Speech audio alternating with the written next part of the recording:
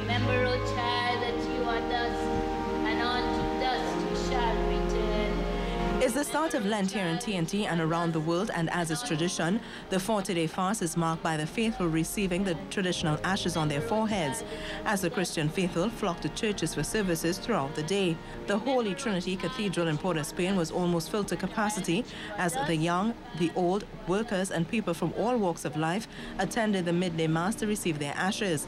Anglican Reverend Pam Greaves told the congregation the observance of Lent was not meant to be taken lightly, but must serve as a time to reconnect with God.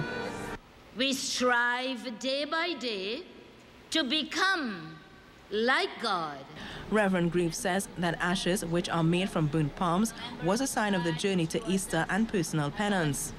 So let us ask God's blessing to bless these ashes to become a symbol of our intention. However, Reverend Pam laments that one of the most important Christian principles of loving one another has seemingly become difficult in this country. She's hoping the virtue of loving our neighbors will resurface during the Lenten season. Our country will be so much the better and greater. A lovely little island of Trinidad and Tobago. We can be a model for our world if we will only do that. Love our neighbor the way we love ourselves. Reverend Greaves urged Christians to be faithful during the season. Holy, holy, holy Lord. For CNC3, I'm Melissa Williams. And with the season of Lent beginning today, Ash Wednesday, and continuing until the celebration of the Mass of the Lord's Supper on Holy Thursday, the universally recognized symbol of the opening of Lent is the accepting of ashes on the forehead. This is described as a sign of one's willingness to do penance for sin.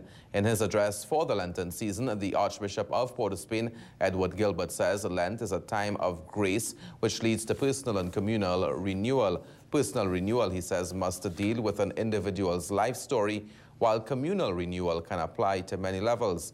The Archbishop invites the Archdiocese to accept the season of Lent as a gift of the Lord and to persevere in the process of conversion and renewal throughout Lent. Only then, he says, can Easter be celebrated for what it is, an event of victory, freedom, and joy.